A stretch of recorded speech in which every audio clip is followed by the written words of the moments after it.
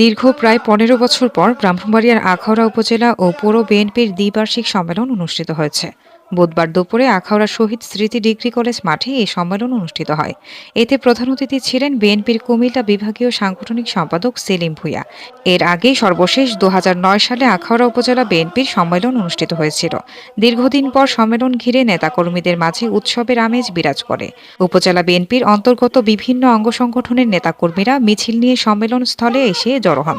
আখাউড়া উপজেলা বিএনপির আহ্বায়ক জয়নাল আবেদিন আব্দুর সভাপতিত্বে সম্মেলনে বিশেষ অতিথি ছিলেন জেলা বিএনপির আহ্বায়ক আব্দুল মান্নান, সদস্য সচিব সিরাজুল ইসলাম ও সদস্য কবির আহমেদ ভূঁইয়া প্রমুখ।